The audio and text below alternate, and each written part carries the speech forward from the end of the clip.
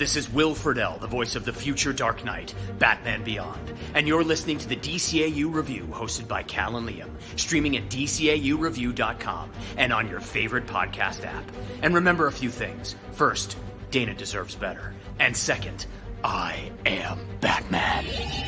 In the year 2039, Gotham City has no heroes. Its people, no hope. Its youth, no future. Evening, boys and girls. Who's up for some laughs? Terry McGinnis was part of the problem. Freeze right there. You can't control your temper, and you're better if you expect to get anywhere in life. Yeah, I'll be a big success, just like you. Until a moment of violence brought him to the door of a man named Bruce Wayne. Let's put a smile on his face. Leave him alone. Once known as the Batman. Man, you're something. You okay? Now, the Dark Knight will rise again to drive the shadow of evil from the streets of Gotham. Let's go! Supervillains, beware! There's a new Batman in town. Batman Beyond. You're pretty strong for some clown who thinks he's Batman. I am Batman. Justice returns to Gotham. Welcome to my world. Hey everybody, welcome to episode 170 of the DCAU Review. I am one of your hosts, Cal, and with me, my good friend, good brother, the gentleman that runs our Twitter account. It's Liam. Liam, welcome to the month of August. That's right, it's a new month, and therefore, of course, we have a new show to talk about. Well, not a new show, a show we've talked about before, but a different show than we were talking about last month, and that is, of course, as you've heard and as you've seen, if you follow us on Twitter or Instagram at DCAU Review, you knew we were, in fact, back in the futuristic city of Gotham in the year something, 20 something. And we are, in fact, talking about Batman Beyond. And boy, what an episode we have to talk about this week. That is right. Those of you who are familiar with Batman Beyond and watched this series, you probably are quite familiar with the episode that we are covering today. Liam, as you revealed last week on our episode, the Emmy Award-winning episode, the Eggbaby of Batman Beyond. As we continue, we review these episodes in order according to the DVD order, or the Blu-ray order. Actually, even I think it's the same order that they put on the streaming service of HBO Max. Not a paid advertisement for the streaming service. As we always say, it could be HBO Max. You just send a few of your AT&T dollars our way, and we'll be happy to plug away. This could be us. This could be us. The multimedia conglomerate is playing. Exactly. But Liam, this episode is well known, I think, for many, many reasons. It's very silly. It's a lot of fun, I think, also. Well, some people probably find it fun. Maybe as a child you found it rather annoying, but we are going to break down and give our review of this episode in just a few moments here. But before we do that, we have our official unsponsored segment from the IMDb Synopsis for this week's episode, which originally aired back on Kids WB. Get this, Liam, April 1st, 2000. That's right. No April Fool on that one. We just passed the 21-year anniversary of this episode. That means this episode can legally drink in most states in the United States at this point. There you go. And yes, this is for the episode The Eggbaby, which was written by Hilary Bader and Alan Burnett, directed by James Tucker, with music by Michael McQuistion and animation by Coco/Dong Yang. And that synopsis reads as such. Terry has a school... Uh-oh. Hard to do that voice when it's this silly. But I shall soldier on. Terry has a school project where he must constantly care for a baby simulator, even when he's out in the field as Batman. All right.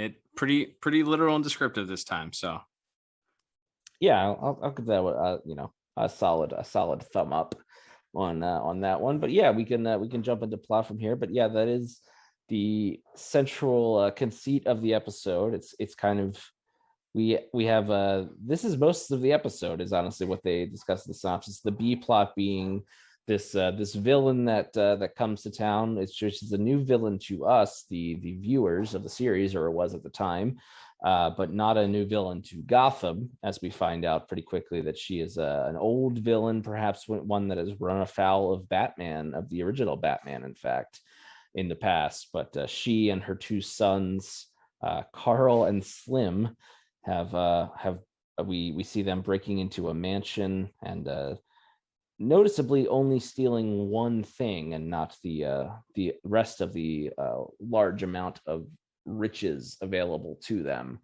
And we sort of quickly find out throughout that episode, throughout the episode, and then through a conversation that Terry and Bruce have near the start, actually, that it appears that maybe there's a bit more of a motive and a specific reason she's going after certain items. But before we get to that, of course, we have the sort of the main and through plot for the rest of the episode, which is, of course, it's the kid needs to learn the responsibilities of being a parent episode of the sitcom. Ma Mayhem? A tabloid gave her that name. It was the golden age of alliteration. So what do you want me to do? Wait till she tries to fence the ruby? I have a feeling she'll be holding on to it. There was another robbery a week ago. More rubies? Exactly. What's she gonna do with them all? Don't know. But I have a feeling she's not making slippers. Slippers? From rubies? Before your time. What I need from you is... It'll have to wait till tonight. I gotta get to class. It's family studies and I'm failing. How does someone fail family studies? But instead of like a sack of flour, it's a robot egg that cries and whines, and you have to feed it a fake bottle and take care of it. And if you drop it, you break it, and the assignment is a failing grade. And Terry really needs to pass this class. Yeah, as Bruce quizzically, incredulously even asks Ace rhetorically, how do you fail family studies, which is apparently the class that Terry is failing at this point. And Terry makes it very clear he needs to focus on taking care of this Eggbaby in order to pass. He doesn't want to have to take family studies over again. That's a very very strong theme in this. He's determined to pass this class. He doesn't want to fail it, to the point of even getting very angry and raising his voice at Bruce, saying that he doesn't want to have to take this class over again, and has he ever had to take this class. So he himself is actually paired up, as we see in the class as they're handing out these Eggbabies. They pair up the different members of the class in quote unquote couples. So we see Terry gets matched up with Blade, who has been featured here and there in a few of the past episodes, maybe most notably in Golem. So he's paired up with her, and Dana is actually paired up with one of our favorite characters, maybe of all time in the DCAU, that being Howard Groot. I've divided you into random couples. Nelson, you'll be paired with Maxine. John Kay and Rachel Ng. Frankie Lewis and Matilda Idis. Howard Groot and Dana Tan. Hi, honey. Terry McGinnis and Blade Summer. Stephen Tetsuo and Jackie Wallace. Hey, looks a little like you, McGinnis. And Chelsea Cunningham. Careful, Jurgen Dana. Blaine You and gotta Alyssa make sure to Winters. support his head. Howard, Adam that's all it Stepnick is and a Jody head. Schwaback. So, you wanna hold it? Huh? Corey Oh, sure. Cavalieri and Ruth Waits.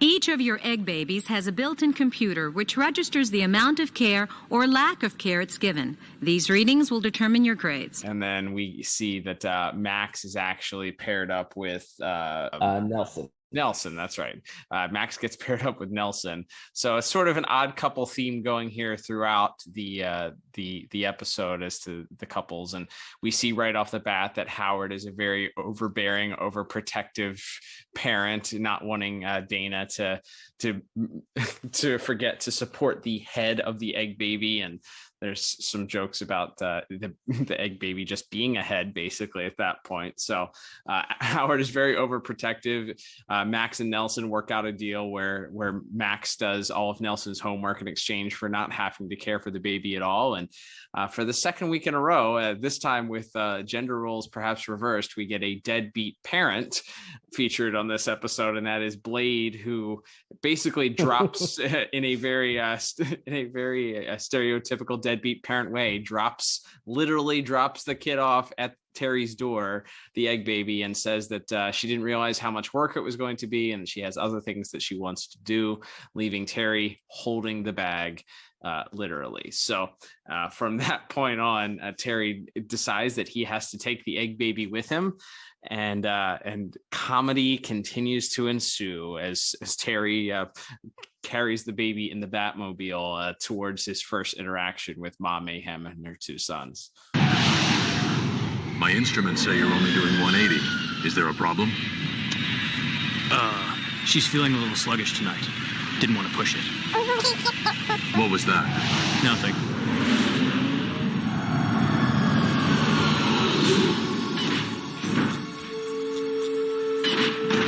The ruby earrings from the set are part of an estate sale tomorrow. You sure called this one right.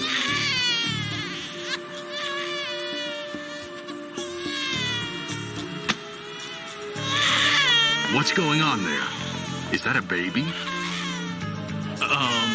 You brought a baby with you? It's not what you think, really. Terry, is there something you need to tell me? It's not a child. It's... Turn on your vidlink. See? It's not a real baby. Why am I not reassured? Yeah, that's and that's kind of just how the rest of the episode goes. It's a series of Terry is dealing with his Batman responsibilities and also dealing with Ma Mayhem and her kids, and sort of trying to balance that out. And they have this first sort of scuffle where Terry runs afoul of Carl, the sort of larger, seems maybe like he has some enhanced strength. It's not really ever talked about any specifics of why or if this is a metahuman or just a big strong dude. But yeah, they have a brief fight, and it's sort of just that constant barrage of Terry having to balance. The baby almost falls off the ledge, and Terry catches it, but then he's got a gun trained on him. So we have a lot of that sort of that situational, sometimes played for like serious suspense in the episode, and sometimes played more for sort of lighter comedy throughout that. But we get some fun beats with that, and then a little bit later, after a pretty humorous scene where all of the egg dads are hanging out on the bench at school, discussing their various trials and tribulations with their egg babies. Something's wrong. He's not eating. Why isn't he eating? Maybe because you're trying to feed him through his nose. Oh? Does yours say anything yet? I swear I heard little Howie say Papa.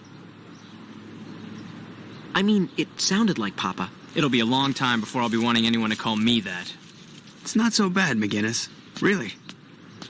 Here's the bio and civics. Thanks, hon. How about the math? It's coming. Stop nagging.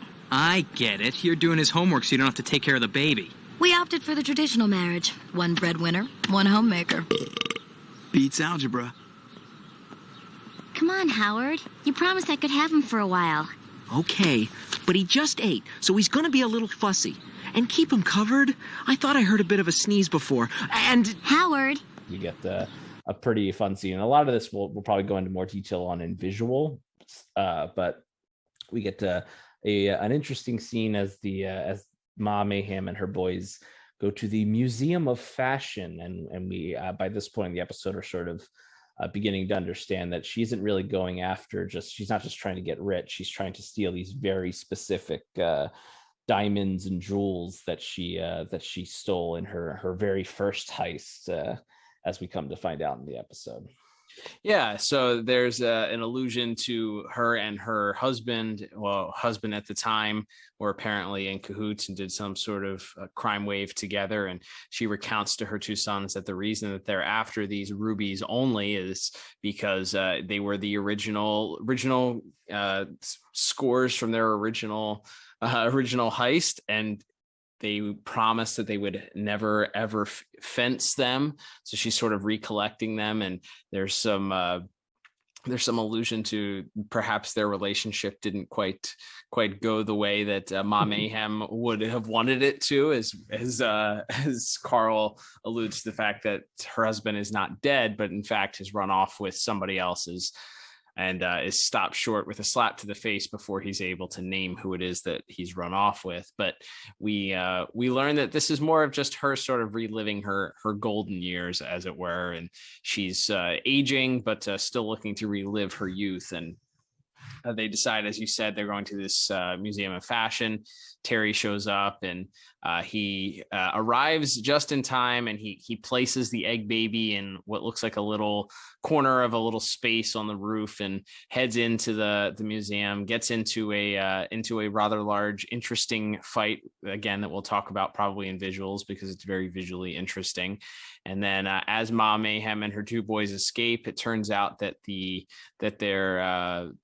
their flying car was actually camouflaged on the roof, and Terry has mistakenly kind of put his Eggbaby in the back part of this car. So wouldn't you know it, he has to try and figure out how he's going to track them as they've sped away. And Bruce recounts the fact that the baby is crying, or cries a lot, and is computerized, so determines that there must be some sort of signal being given off when the Eggbaby cries. And Terry, following his lead, decides they're going to track the Eggbaby's tears using the Batmobile itself. And that begins to work. But in the meantime, Ma Mayhem and her two sons are celebrating their winnings, and she's recounting her past days to her sons. And when all of a sudden they begin to hear this cry, this shrill cry, and as they go to investigate, stumble upon the baby, and both of the sons are trying their best to make it to stop cry, poking it in the face and shaking it. Ma Mayhem says that she'll gladly take it off their hands. She takes it. She said it reminds them very much of when they were a baby, and then promptly says, "Get rid of it." So at that point, Carl, who good for Carl, it seems like he has a decent heart. He said that maybe they could sell it or get some money for it, is reluctant to throw it off, and that allows Terry to see that he's about to drop it off out of this window and swoop in and sort of rescue it before flying up with a backpack containing said Eggbaby to sort of face off against the Ma Mayhem and her two kids for a final bout. Yeah, and that's sort of the rest of our episode. We have a pretty fun fight scene, which this is becoming a theme we'll talk more about in visuals, but Terry sort of uses some clever, more, I would say, more classic Batman tactics to sort of split up the three and sort of takes them down one by one, and uses some stealth and everything. And of course, all the while having the comedy of having the egg in the backpack, trying to keep that happy, and the baby cooing and laughing as he's first he's attaches a rope to their floating car that they're getting away in, their floating El Camino, and they're sort of swinging through the city and getting all knocked around, and then finally he's able to slash their fuel line, and that causes them to touch down. And then we get a pretty fun sequence, which we will definitely talk more about in a minute. But that's sort of the ending there, is Terry is able to stop the two boys, and then faces off with Ma herself briefly before she tumbles over the ledge, and he's able to catch her, but her purse containing all of the jewels opens, and she does in fact lose all of those gems that she had collected. So no happy ending for the villain of the piece. And then we kind of get like a nice, again, a very sitcom ending to this, which is everybody in the class is basically told they're going to get a C because they did all of the sort of basic stuff, but none of them really stimulated their baby, really like kept their attention beyond just the feedings and the changings and all of that, except for Terry and Blade's baby. According to this data, most of you did borderline jobs as parents, mainly C's. But Miss Pinto... Yes, Howard, you and Dana fed yours and rocked it and gave it plenty of nap time. But a baby needs more than that. Its mind needs to be stimulated too. And according to this printout, only one baby was fully stimulated. The one belonging to Terry and Blade. Congratulations, Mr. McGinnis. Who knew you turned out to be such ideal father material?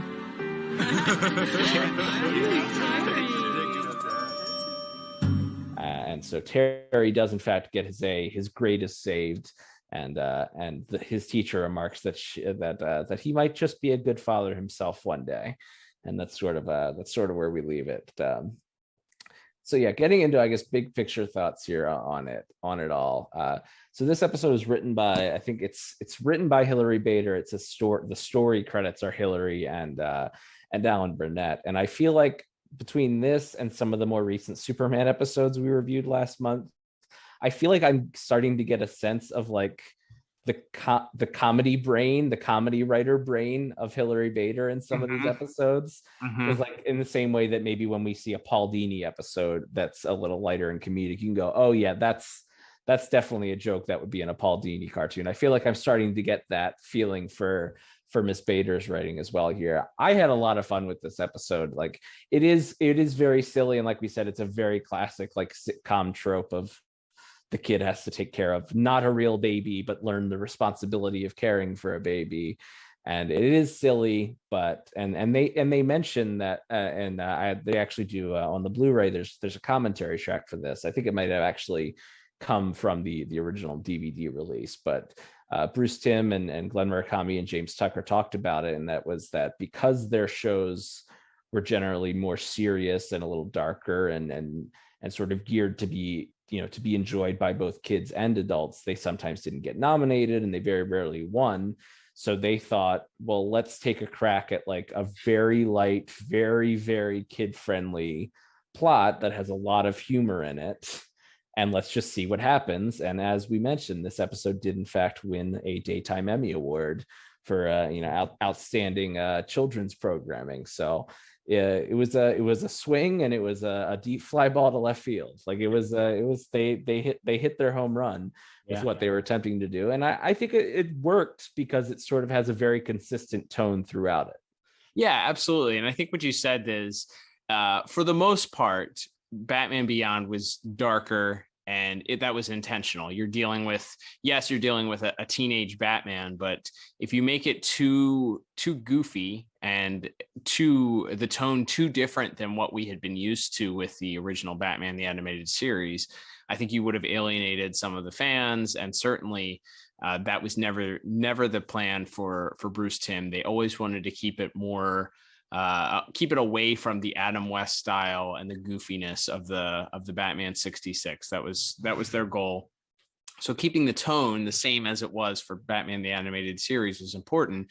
And there were some more lighthearted moments and lighthearted episodes certainly throughout Batman the Animated Series and Superman, as we've discussed, but they were the exception rather than the rules. So I think Batman Beyond did a good job of following suit with that. However, that when you have those episodes and those opportunities to do something a little bit goofier or a little bit less dark and serious, like we've talked about, one of our favorite episodes of Batman Beyond is Terry's friend dates a robot, and that whole episode is a very lighthearted, goofy take on a Batman story. So the fact that this one also has a very similar outlook and a similar tone is is a nice break, I think, especially when you look at some of the episodes that we covered the last time we did Batman Beyond, some of the heavier, darker themes that started kind of creeping in here in the end of the second season. So I think it's welcomed. I think that tonally that it works. It certainly fits into that. This is about a teenage Batman. This is something that, okay, he has to. It feels very Spider-Man, which is what this whole series tended to be inspired by a lot. He's got to balance doing his homework while also being a superhero. He's got to stop crime while also making sure that he gets his grades in school. It's a not an original trope, but it works very well here with this idea of him having to protect a surrogate stand-in child type character. So it gives you a different side, not only of Terry, it gives you a more comedic side of Bruce, who's kind of having to almost bite his tongue throughout the entire episode. There's some great interactions, like I said, between Terry and Bruce, where at one point Terry is Bruce asks why Terry couldn't get his mom or his brother to watch The Egg, and Terry recounts why he couldn't. His mom said that she was too old to be a grandmother, and Matt was shooting rubber bands at him. And then Terry kind of looks at him out of the corner of his eye and said, as if to asks him, well, maybe you could, and stop short as Bruce just sort of gives him the death stare as he's about to suggest that Bruce maybe watch this Eggbaby. So very, very, very funny. It's a very well written episode. The tone sticks throughout. It does not feel odd. It feels like a little detour away from maybe what we're used to, but it's a happy detour. It's a happy little break on this serious dark road that we tend to be on a lot. So for all those reasons, I actually ended up giving a plot 9 out of 10.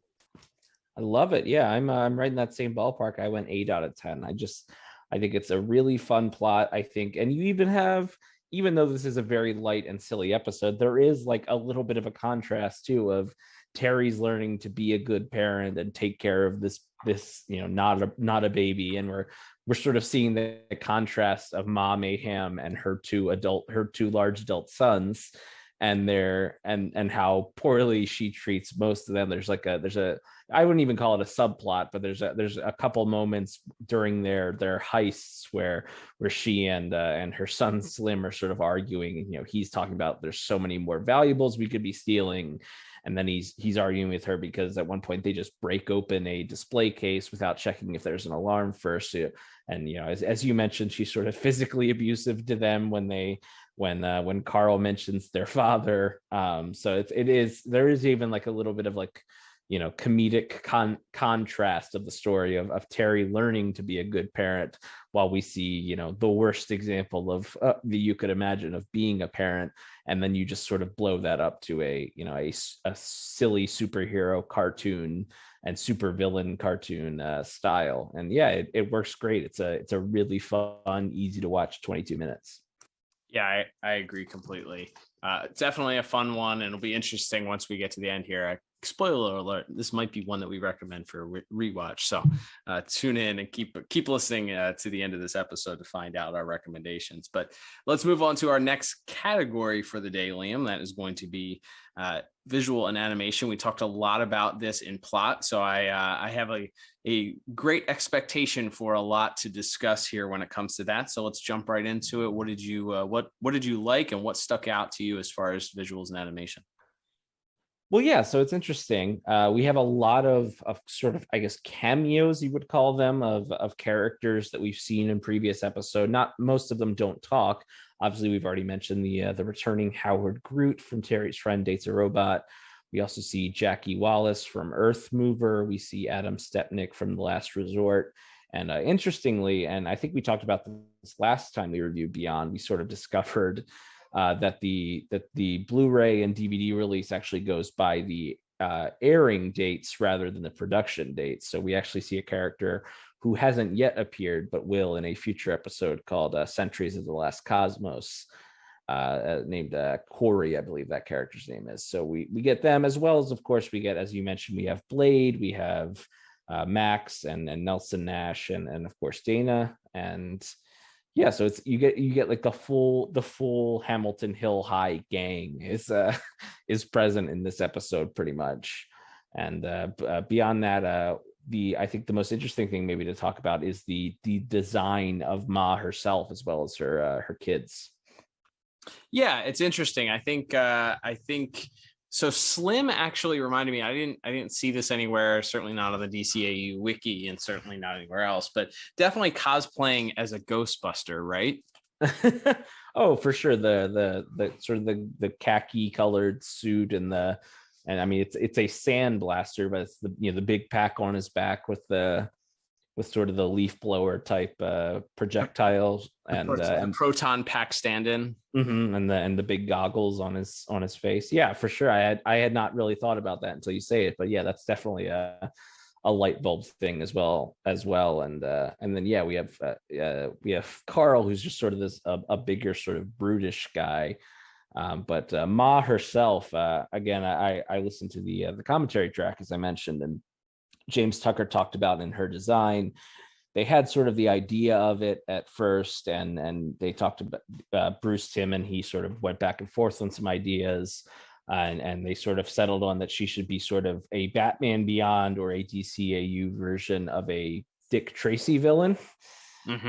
Which is just James Tucker was a big fan of, and then that sort of mixed with a specific who else but Jack Kirby influenced creation, that being from The Losers. They had a villain called Panama Fatty in the original Losers series that she's also sort of based on. But and then beyond that, James Tucker also said he sort of when it came to actually sort of boarding and directing the action of the episode, he actually mentioned in the script the sort of final fight between Ma and Batman wasn't in the original script, but when he sort of had that design, he sort of the light bulb went off that, oh, this can be like Terry's Kingpin.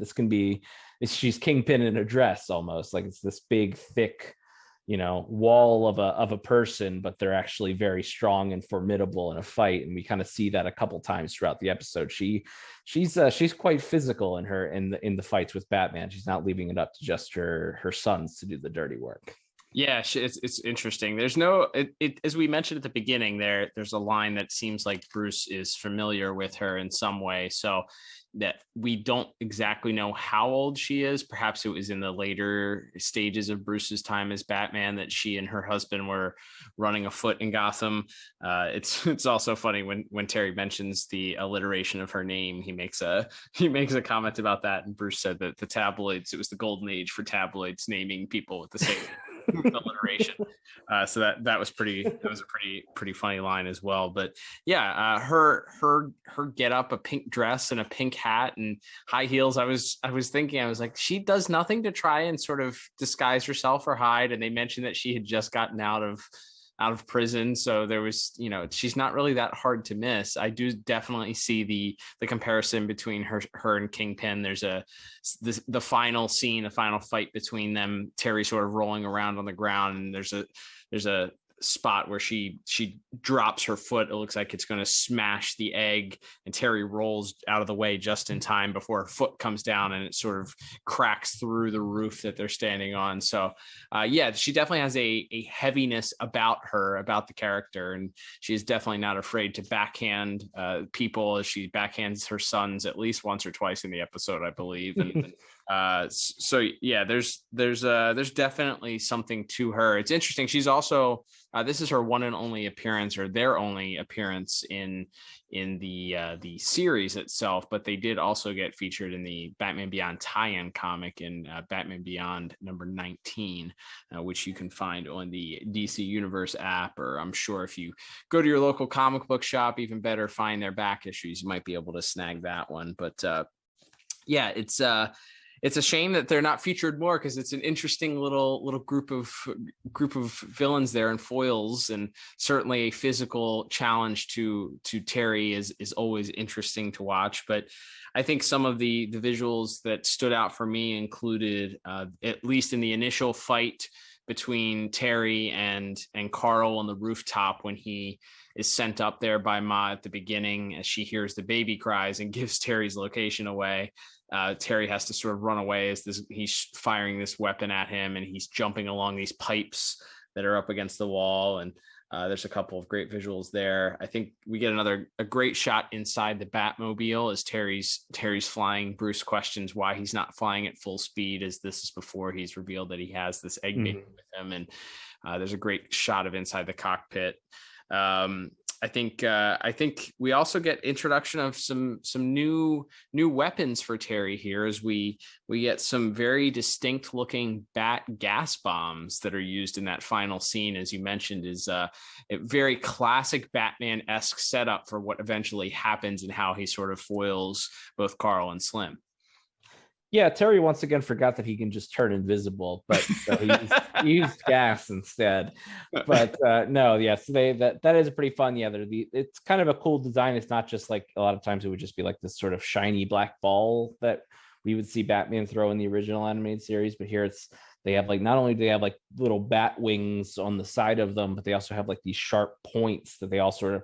So they're all sort of thrown down by Terry, and they all sort of stick into the ground around the three of them. And then the gas sort of sprays up and creates this green fog. And we sort of see the two boys, Slim and Carl, both sort of fade into just silhouettes. And then, we see Carl sort of looking around, and we see the bat ears behind him. And then we cut back to Slim, who fires the sandblaster. And when it sort of revealed what he hit, he actually hit his brother and tore off most of his clothes to reveal the classic hearts on the underwear. A cartoon staple for sure. Going back to the Tex Avery era, but that's a really fun sequence. Again, a very classic Batman thing there. And as you mentioned, that sort of final fight with Ma and Terry, it's very physical, and you do really get the sense that she could really mess him up. And they do this really dramatic this moment where she's swinging her purse at him, and they actually go into slow motion, and Terry cuts the straps off of the purse, and then we see Ma jump off the building after them, and we sort of follow her down. And as she grabs hold of her purse and then is caught by the bat rope, and we see Terry struggling to hold her up, and then sort of him wrapping the rope around like a chimney or some sort of support on the roof. There's that whole sequence is pretty darn fun. And I think we would be remiss not to mention also the one other scene. I think we have to talk about it earlier. As we mentioned, they go to the Museum of Fashion, and it's a cool setup, a lot of cool backgrounds overall. But they're in addition to a pretty fun fight sequence, we also have a pretty overt cameo, if you will, from one of the mannequins. That's right. So as you mentioned, it's this Museum of Fashion, and they're kind of set up in different eras. It looks like possibly perhaps 30s and 40s get up, or maybe just Batman, whatever 30 to 50 years before this series takes place. Whenever that series takes place. Whatever that is, it's there are different eras, and there's a singer with some dancing girls, and there's a couple of 30s and 20s esque looking setups. But as the camera pans past one shot that this sandblaster is, as he's trying to hit Batman, it pans past a mannequin, as you mentioned, dressed in a trench coat and fedora, not wearing a dark blue with yellow shirt, but this is definitely pre-Justice League design for that character. It happens to look a little bit like one Victor Sage, aka The Question, if you ask me. Yeah, it's a great bit there. Terry sort of avoiding this, as we mentioned, this sort of a Ghostbusters sandblaster, and we see him different display cases and stuff getting wrecked as Terry's sort of doing his best acrobatics to get out of the way. And then yes, he hops over a mannequin that has no discernible facial features, happens to be wearing a blue trench coat and fedora. Yeah, that was a great little reference in there. You know, they had to get one. Again, we have the Jack Kirby homage in the design for Ma Mayhem, and then of course we had to have a Steve Ditko homage somewhere in here too. So we got that one for the question there. So yeah, overall, I think, and again, it was interesting listening to the commentary track, because both Bruce Timm and James Tucker and Glenn Murakami all mentioned that they felt that the animation was not super fluid in this episode, and that they felt that it kind of let it down. They were glad that it was so heavily reliant on the comedy. But I'm certainly not one to disagree, and maybe I just need to kind of get my eyes recalibrated to this particular series. But I had a lot of fun. Like I said, so many fun just from a visual standpoint of Terry running around with this egg, and there's a great shot as you mentioned, as Carl's about to drop the baby out the window. We cut to the POV shot of sort of up inside the cow, so we sort of see this red sort of binocular vision as he's sort of spying on that Batman, sort of spying on the gang before he breaks in to make the save. And then of course maybe the most gift moment of all Batman Beyond episodes, which is him catching the egg, flying up, and then the egg baby winks and Batman has his tongue sticking out. Yeah, that's maybe the most memorable and notable shot from this episode. I feel like it was used in several different promotions, not only for this episode, but then later Kids WB promotions. But yeah, there's a lot. Even in that, additionally in that Museum of Fashion scene, they could not avoid using the famous Batman trope of using giant objects, as at one point Batman is hurled into a stack of giant shoes that collapse on top of him. So there's lots of great visuals to be had in this episode. I think it's a lot of fun. And yeah, maybe the animation was a little choppy at points. I don't know how much of that could have been the HBO app, but when I watched it, it did feel a little less smooth than prior Batman Beyond episodes. So it's interesting that the directors also felt like that maybe, and storyboard artists had felt like they had been let down a little bit by this episode. So very interesting that. But I think if you were to describe this to me in that your main villain is a lady in a pink dress with her two sons and going up against Batman carrying a giant egg around, I'd say, boy, that doesn't sound like a lot of visuals or interesting animation to be in this episode. But I think it was pleasantly surprising to get as much as we did, and it's enjoyable. So for all those reasons, I ended up giving visuals and animation an 8 out of 10. What about you?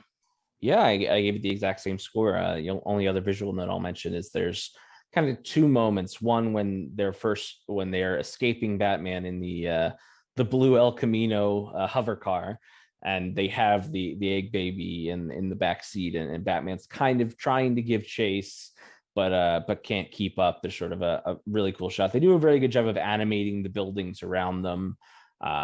So that feels like a good high speed frantic chase moment. And then you kind of get a similar moment later on as they try to make an escape again once he finds them, and he attaches the rope to the back of the car, and he's sort of being pulled along, and at one point he's kind of skating across the highway, and then is sort of being dragged almost face first through the streets of Gotham. There's some really good stuff, and whether or not it was just a trick of how I'm always impressed when it's not just the characters or even the vehicles that are fully animated, but also the buildings themselves kind of giving it that extra sort of speed to it as they're sort of flying by very quickly. I'm always impressed by that trick. So yeah, overall, maybe not the greatest episode from visuals, but still a lot of fun stuff. And again, I think purely from a design point, Ma and her boys are a lot of fun. So lots of good stuff to be had here.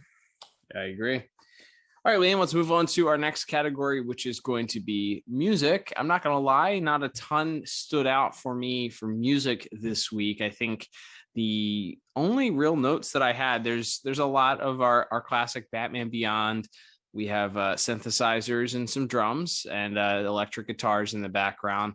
To me, I think the most unique piece came in that final fight scene between Batman and Ma Mayhem, as he's sort of rolling around trying to avoid her. There's a part that on top of our normal synth and guitar, we sort of have the slam the piano to create tension in the scene moment where you're just kind of plunking around on the piano, and that juxtaposed against the normal synthesizer and the deep bass that we have and we're used to, and the electric guitar, I think made that stand out as a very unique piece. Certainly not something that's necessarily memorable or hummable, but at least I think it stuck out enough. And the rest of the episode, I feel like, was scored pretty well, with lots of back to this synthesizer electric guitar that we've come to know and love from Batman Beyond. What did you have when it came to music notes?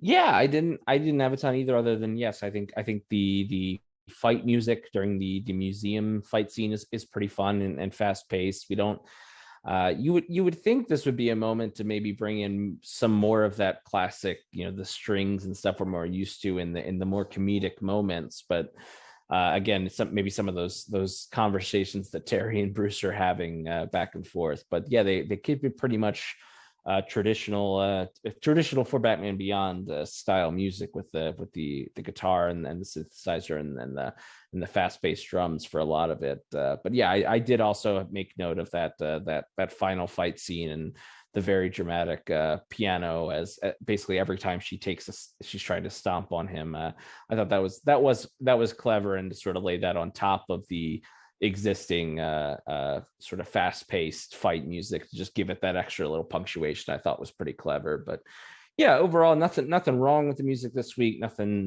super spectacular either for me, and I settled on a 6 out of 10 for music. Righto, we're on the same wavelength as we tend to be here, as I also gave music a 6 out of 10. We've heard some episodes where the music stands out for a specific reason. I don't think this episode necessarily called for a unique theme. We have a lot of sound effects. The Eggbaby makes a lot of noise throughout the episode. So, not spending time on a specific score that would necessarily be lost in the amount of noise and sound effects and stuff, I think makes sense. But yeah, just nothing offensive and above, I guess a little bit above average for the music for this week. Yeah, right. Absolutely. All right, Liam. Well, let's move to our final category this week, which of course is, as always, voice acting. We know we have quite a large cast to cover this week, with all of our extra characters thrown in there, as well as a few familiar voices that we'll hear in our villains. But let's talk about this week's voice actors, actresses. That's right. So we do have Melissa Disney as Blade very briefly. I believe Blade's last speaking appearance in the series, believe it or not, but she has some legitimately funny, like, she only has a few lines in this episode, but her interactions with, and we'll get to obviously the main event being Batman, but for this Batman show, but her interactions with Terry in this episode were, I thought, pretty fun, and certainly contrasting them with the very matter-of-fact way that Nelson and Max, Cree Summer, and Seth Green, of course, have sort of set up their arrangement to take care of the egg. And then of course we have Lauren Thomas, Dana, and Max Brooks returning as Howard, and that might be some of my, not surprisingly perhaps, given our love of Terry's Friend Dates a Robot and the Howard character, but his over parenting of the egg, and lecturing Dana on how to take care of it, and Dana sort of arguing with him like, hey, you said I could look after it for a little while, and again sort of contrasting them sort of almost arguing over who's going to take care of it, with Terry sort of being forced to take care of it the entire time. Is I think there's a lot of fun from our sort of side high school characters this week. Yeah, I think that they each play their little roles. Howard, I think, still near and dear, and just wish there was more Howard in Batman Beyond. That's all I can say. Him being the overbearing, like scared parent, and getting the realization at the end as they're handing out the grades that his reluctance to do very much that could possibly upset or irritate, and his imagination running wild, that not only did he think that he heard his egg, which he has dubbed Little Howie, by the way, say his name, but at one point might be catching a cold, was just great. Very humorous, delivered perfectly by him. So yeah, the extra characters that were thrown in there, which wasn't necessary. You didn't need to have all these little ancillary characters come in here, but Mr. Brooks, I think, was definitely it continued to endear himself. And it's interesting. I think this was the commentary you mentioned where he mentioned the story that we talked about on our last episode, where he overheard Bruce Timm at one point talking about a movie that he didn't like, and it was just after Mr. Brooks had delivered his performance, and he assigned it to the same. He thought that Bruce Timm was talking about him, so he assumed that his performance was bad and that he wouldn't be back. So the fact that they brought him back in and sort of cleared up that misconception, and he gave a heck of a performance here. It's just yeah, that's a really fun story of them. Andrea Romano was also on the commentary track, and she mentions them sort of contacting his agent to try to get him to come in for this second episode, and the agent being very confused and thinking they must not really want him back, and that sort of really funny miscommunication. But yeah, he's very funny. It's only kind of 2 scenes that he's in, but yeah, he and a little bit of Lauren Thomas Dana in this episode, very, very funny and enjoyable there. It's funny because when you have the A plot so much comedy, you might not think that you also want your B plot to be so comedic, but that's really like a really nice, fun couple of break scenes for the rest of the episode that mostly focuses on Terry. But we have our main villains of the piece here. We have Mark Rolston as Carl, who folks might know from movies like Shawshank Redemption or Aliens. He gets the least to do of our bad guys. He's kind of just set up to be a little bit of a dumb guy, a brute. But his bouncing off of especially Kathleen Freeman, who folks would know from a lot of stuff because she did a lot of work throughout the 50s and 60s and 70s and all the way into when she passed away in the early 2000s. But specifically, you might know her from Blues Brothers. She was actually on an episode of the Adam West Batman show. Oh wow! In 1966. So, or actually, it probably would have been I believe it was the 3rd season because the episode involved King Tut. So it would have been probably a couple of years later. But yeah, she was just around a lot of again guest stars on 1 or 2 episodes of a lot of sitcoms and shows throughout the 60s and 70s and 80s. So but that back and forth between them, especially when they're in the hideout and she's talking, sort of opining about this first heist that she went on with their father, and he cuts her off to remind her that their dad isn't dead and that he just left her, is really quite tremendous. And I think Kathleen Freeman she's so great in this role as this really over the top silly supervillain, but her performance really just matches that design perfectly. Yeah, her vocal performance is fantastic. It definitely matches the look of the character. It's very believable. She's not supposed to be an amusing character, but there's some comedy to the delivery and the fact that she's not interested in really robbing a bunch of places and just compiling a whole bunch of heists. She's literally only after these individual rubies that aren't worth very much. So her lines, her interactions with her kids, which is most of what her dialogue is done really well. And she has chemistry with both actors that played her son pretty well also.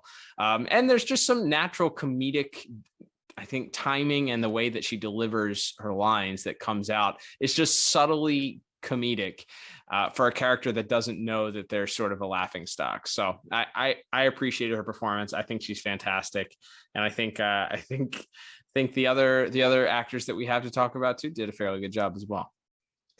Yeah, so as far as our villains, we of course have the probably maybe the biggest name or the most famous name to folks listening to this.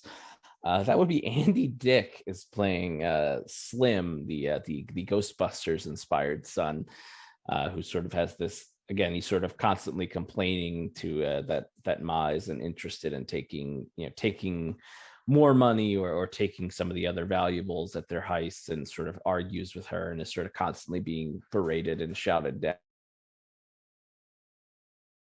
down. But Andy Dick is interesting that I have known who this guy is since I was like 9, but I couldn't name you like 3 things he was in without looking at his IMDb page. Yeah, he's one of those guys who is, I think he was always he played minor roles in various different sitcoms. He would pop in to do guest spots and guest stars. He may have had a reoccurring role in some ABC sitcom. I feel like he was like the second fiddle or like the sidekick in maybe the, was it the sitcom that Michael J. Fox was in where he played Spin City or something like that? Was he on that? I feel like he,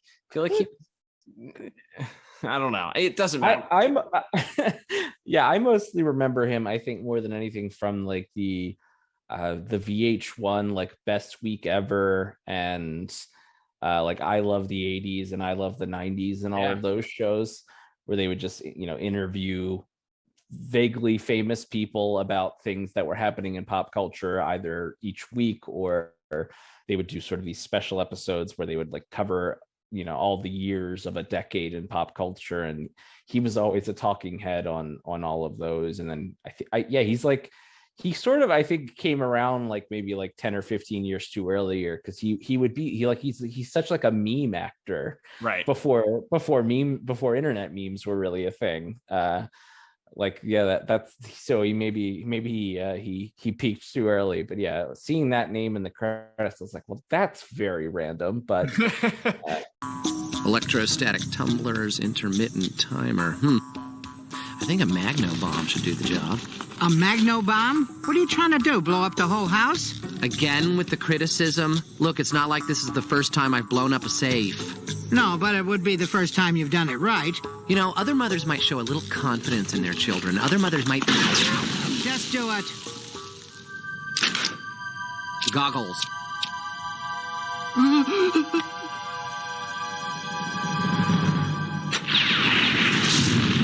But hey, like you said, he just kind of popped up in things for a one episode or a bit part in a movie here and there, and that was kind of his lot in life in the 90s and into the early 2000s. But it was funny to see him, and again, I think he plays off of Kathleen Freeman pretty well, and that's certainly a lot of the fun of the episode. But I obviously not surprising because it is in fact their show, but Kevin Conroy as Bruce Wayne and Will Friedle as Terry McGinnis / Batman.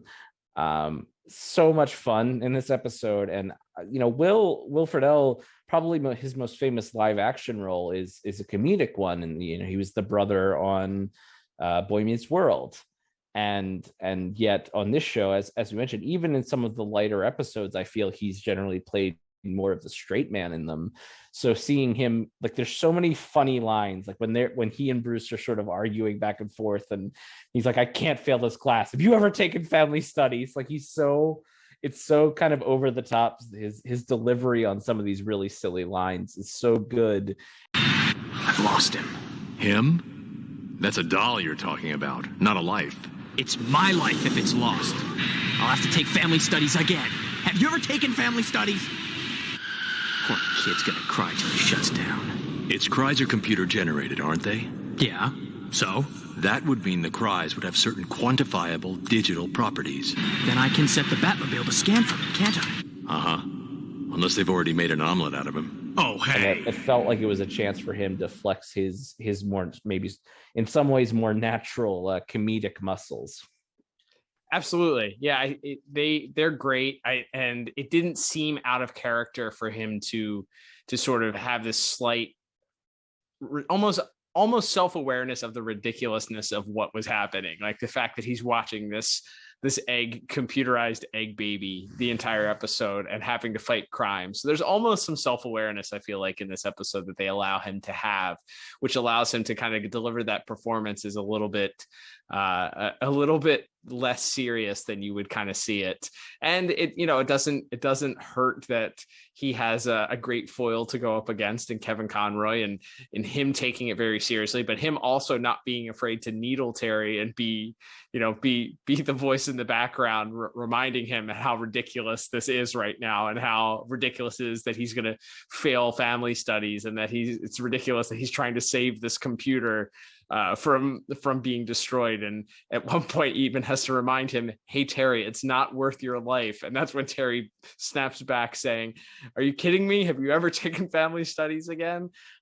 So there's some great comedy, and it doesn't feel unnatural for Will Friedle to kind of be in this, not only in this situation, but to have to deliver these lines with a little bit of sense of knowing how ridiculous it is. 100%. Yes, it's not. It's not a serious performance because it's not a serious episode, and letting those actors sort of play into that their comedic chops a little bit more, I think is a lot of fun. Like I said, I think Will Friedle's interactions with Melissa Disney as Blade are great. His interactions with Kevin Conroy. There's a great line as when he sort of first meets Ma, and she mentions something about this is getting old, and he throws a great quip back at her, again, a very what you might expect a Spider-Man to say. So there's some great quips between him and the villains as well. So just all around a great episode. Like we said, the villains are really strong, and then you have it all anchored by this really fun and funny Will Friedle performance along with Kevin Conroy in the supporting role. I ended up giving voice acting a very strong 9 out of 10. Well, I think you'll be shocked or not shocked to hear I also gave it the same exact score of 9 out of 10, Liam, which I guess will bring us to our final scores for this week. So totaling everything up here, I end up with a pretty strong 32 out of 40. What about you? And yes, we only differed in one category. I was 1 point lower in one of mine. So I end up with a final score of just a 1 point difference this week. And I have a 31 out of 40. All right. Well, as I alluded to at the beginning, and if you've listened to our program for any length of time, we for quite a while have been talking about what we termed re-watchability, which is generally an all catch for would you watch this episode again? Is this one that you're going to play back over and over again? And B, is this something that you would recommend if somebody has never seen the DCAU as a integral part of either the entire DCAU as a whole? You need to watch this episode in order to understand something, or maybe just it is one of the seminal episodes and is a must watch for that. So Liam, where do we fall? We already talked about it's an Emmy Award-winning episode. It's certainly a different tone than we're used to, as we've already discussed. It's written very well. It has to be written really well if you're going to win an Emmy for it. So generally speaking, they don't just give those out to poorly written or executed episodes. So, but it's in the grand scheme of things, it's also, as we already mentioned, Ma Mayhem and Slim and Carl don't return. So this isn't as if this plays out any other time. Terry's, as far as we know, we haven't found out if Terry is indeed a good father or not. By the way, I wanted to reach through the screen and just shake Dana and go, Dana, don't fall for it. He's still not good for you. You deserve much better. You don't want to know what he was doing as a father in order to take care of that child. So hashtag Dana deserves better. Always. So where do you fall, Liam? Is this a must watch? Is this a one thumb up, as we tend to give a lot of these episodes, or is this a skip it? Yeah, I think this is probably a one thumb up. I think maybe because of its award-winning stature, you can almost bump it up to two thumbs up.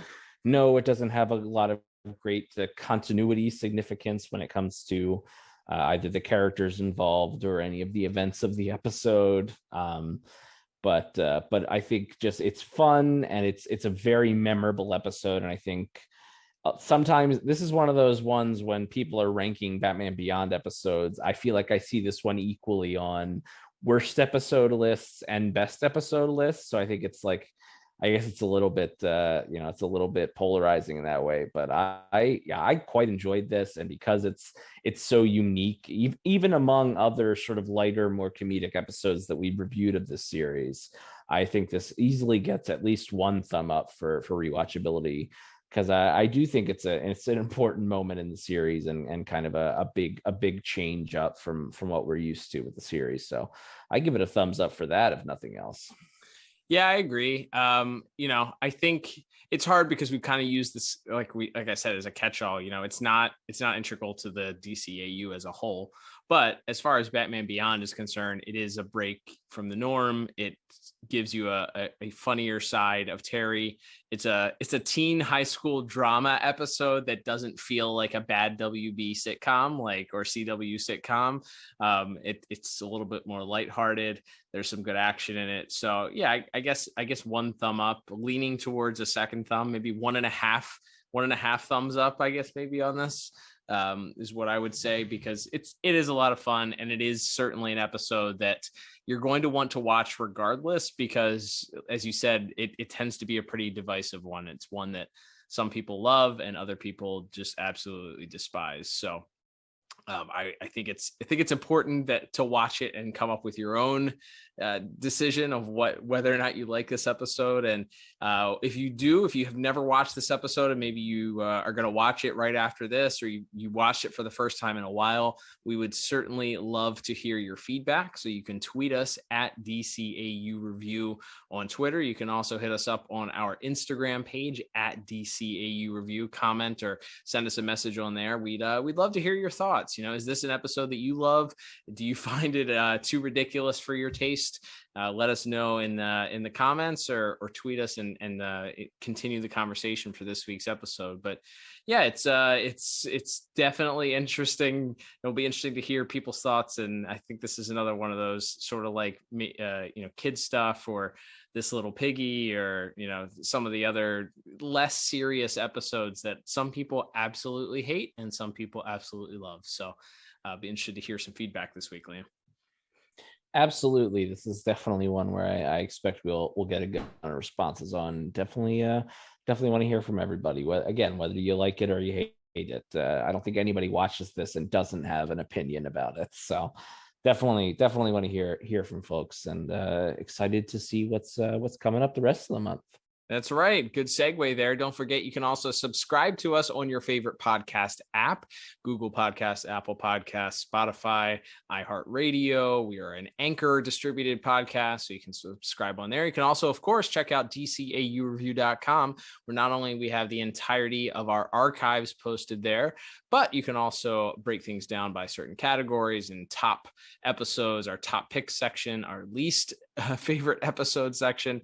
Check that out there. You can also, if you'd like to support us, there's two different ways you can do that. You can either not only follow us on social media, but you could, if you want to spend some dollars, if you have a few extra bucks that you'd like to throw our way, we would love that and feel honored to. You can check out the shop. That's over at DCAUreview.com as well. You can click on the store page and then pick up a piece of merch, if you will. And we would love that. And send us a picture maybe of you wearing it, sporting it. We'd love to see that.